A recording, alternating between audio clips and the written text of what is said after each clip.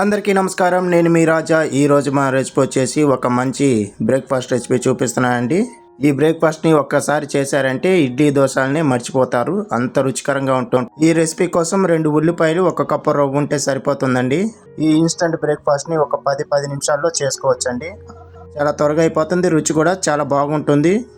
అలాగే ఇందులోకి ఒక మంచి అద్భుతమైన వైట్ చట్నీ కూడా చూపిస్తున్నా అండి. ఇది ఒక్కసారి చేసుకొని తిన్నారంటే మొత్తం ఒక్కరే తినేస్తారండి, వేలు కూడా వదలకుండా నాకేస్తారండి, అంత రుచికరంగా ఉంటుంది ఈ చట్నీ.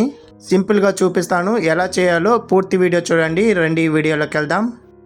ముందుగా ఈ రెసిపీ కోసం ఒక 2 పెద్ద ఉల్లిపాయలు తీసుకొని ఈ విధంగా సన్నగా స్లైస్గా కట్ చేసి పెట్టుకున్నానండి. ఒకవేళ మీరు ఉల్లిపాయలు ఎక్కువ తినే వాళ్ళైతే మరొక ఉల్లిపాయ కూడా యాడ్ చేసుకొని చేసుకోవచ్చు. ఇప్పుడు ఈ ఉల్లిపాయలోకి ఒక 2 కప్పుల దాకా ఉప్మా రవ్వ తీసుకోండి. సూజీ రవ్వ అంటారు కదా, ఉప్మా రవ్వ తీసుకోండి. ఈ ఉప్మా రవ్వ కన్నా చిరోటి రవ్వ ఉంటే ఇంకా బాగుంటుంది. సన్న రవ్వ అంటారు కదా, చిరోటి రవ్వ ఉంటే ఇంకా బాగుంటుంది. మీ దగ్గర ఉంటే వేసుకోండి, లేకుంటే ఇదే వేసుకొని చేసుకోవచ్చు. ఇప్పుడు ఈ ఉల్లిపాయలు రవ్వ అంతా బాగా కలిసే విధంగా బాగా ప్రెస్ చేస్తూ నలుపుతూ అందులో ఉన్న రసం అంతా దిగేలాగా బాగా కలపండి. మీరు ఎంత నలుపుతూ కలిపితేనే ఆ టేస్ట్ అనేది తెలుస్తుంది. ఇలా అంతా ఒకసారి కలుపుకున్న తర్వాత ఇందులోకి 1 కప్పు దాకా పెరుగు వేసుకోండి.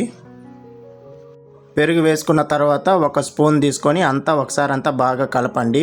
కలిపిన తర్వాత చేత్తో బాగా పిసుకుతూ కలుపుకోండి. ఇందులో వచ్చేసి నీళ్ళంతా యాడ్ చేయకూడదండి, జస్ట్ ఈ పెరుగు ఉంటేనే సరిపోతుంది, మనకి పర్ఫెక్ట్గా వస్తుంది. బియ్యం పిండి రొట్టెలకి ఎలా కలుపుకుంటామో అదే విధంగా కలుపుకోవాలండి. ఇలా అంతా కలుపుకున్న తర్వాత మూత పెట్టుకొని ఒక 5 నిమిషాల పాటు వదిలేయాలి. అప్పుడే రవ్వ అంతా బాగా నానుతుంది. ఈ లోపల ఒక చట్నీ వచ్చేసి రెడీ చేసుకుందాము. చట్నీ కోసము ఒక చిన్న మిక్సీ జార్ తీసుకొని వేరుశనగ పప్పులు 1 కప్పు దాకా వేసుకోండి. అలాగే పప్పులు కూడా 1 కప్పు దాకా వేసుకోండి. పుట్నాల పప్పు అంటారు కదా అది. అలాగే ఇందులోకి 1 కప్పు దాకా పచ్చి కొబ్బరి వేసుకోండి. ఈ విధంగా సన్నగా కట్ చేసుకొని మీరు తురుముకొని కూడా వేసుకోవచ్చు.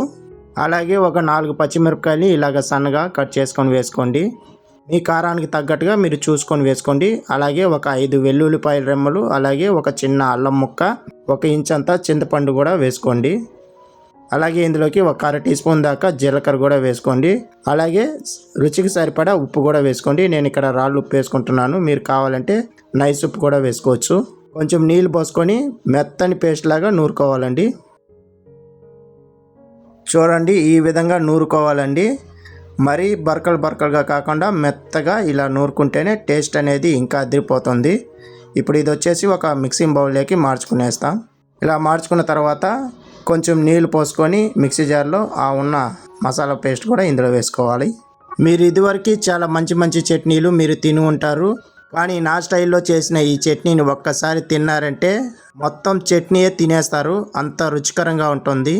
తప్పకుండా ట్రై చేయండి. ఇప్పుడు దీనికోసం ఒక చిన్న తాలింపు అనేది వేసుకున్నాం. దానికోసం ఒక స్టవ్ మీద ఒక చిన్న కడాయి పెట్టుకొని 1 టీ స్పూన్ దాకా ఆయిల్ వేసుకొని, ఆయిల్ వేడయ్యాక ఒక 1/2 టీ స్పూన్ దాకా ఆవాలు, ఒక 2 ఎండుమిరపకాయలు తుంచి వేసుకోండి. అలాగే కొంచెం కరివేపాకు వేసుకొని జస్ట్ ఒక 5 సెకండ్లు వేయించుకొని చట్నీలోకి మార్చుకోవాలండి. ఇప్పుడు మనకి ఎంతో గుమగుమలాడే వైట్ చట్నీ రెడీ అయిపోయిందండి. ఇది పక్కన పెట్టుకొని మిగతా ప్రాసెస్ చేసుకుందాం. 5 నిమిషాల తర్వాత పిండి అంతా బాగా నానిపోయింది. ఇప్పుడు ఇందులోకి వచ్చేసి సన్నగా తరిగినట్టి ఒక 1/4 కప్పు వరకు కరివేపాకు వేసుకోండి. సన్నగా తరిగిన కొంచెం కొత్తిమీర కూడా వేసుకోండి. అలాగే సన్నగా తరిగిన 2 పచ్చిమిరపకాయలు కూడా వేసుకోండి.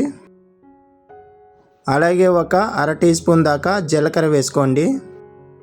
రుచికి సరిపడా ఉప్పు వేసుకోండి. నేను ఇక్కడ ఒక 1/2 టీ స్పూన్ దాకా వేసుకుంటున్నాను, మీరు చూసుకొని వేసుకోండి. అలాగే ఒక 1/2 టీ స్పూన్ దాకా అల్లం వెల్లుల్లి పేస్ట్ కూడా వేసుకోండి, టేస్ట్ కూడా ఇంకా బాగుంటుంది. ఇప్పుడు ఇవన్నీ వేసుకున్న తర్వాత ఒకసారి అంతా బాగా కలిపేయండి.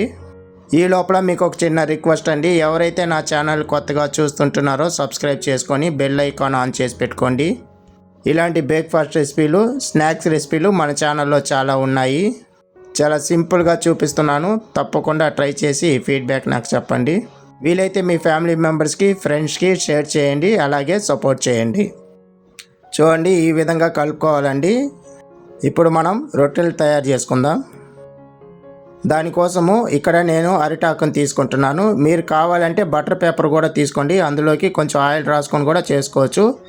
ఇప్పుడు ఈ అరిటాకు పైన కొంచెం ఆయిల్ రాసుకొని చెయ్యి నిండా పిండి తీసుకొని ఈ విధంగా ప్రెస్ చేసుకోవాలండి. అంచులంతా బాగా ఈవెన్గా వచ్చేలాగా, మరీ మందంగా కాకుండా మరీ పల్చగా కాకుండా నేను వీడియోలో చూపించే విధంగా ఈ విధంగా అంతా ప్రెస్ చేసుకుంటూ చేసుకోండి.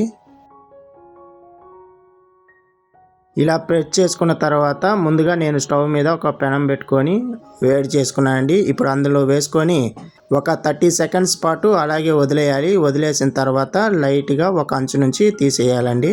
ఇలా తీసేసిన తర్వాత మంట వచ్చేసి మీడియం మంట మీద పెట్టుకొని రెండు వైపులా కాల్చుకోవాలండి. కొంచెం ఆయిల్ అంతా రాసుకుంటూ రెండు వైపులా కాల్చుకోవాలి.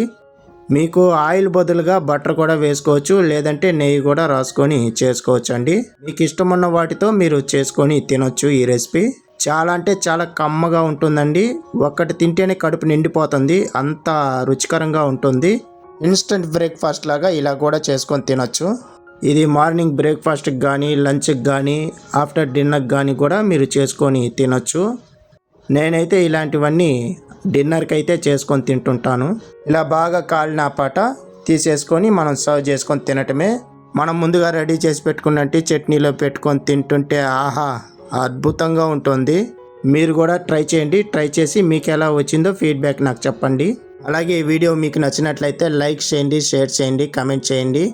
మరిన్ని వీడియోస్ కోసం నా ఛానల్ సబ్స్క్రైబ్ చేసి పెట్టుకోండి. ఇలాంటి మంచి మంచి బ్రేక్ఫాస్ట్ రెసిపీలు, స్నాక్స్ రెసిపీలు నేను చూపిస్తాను.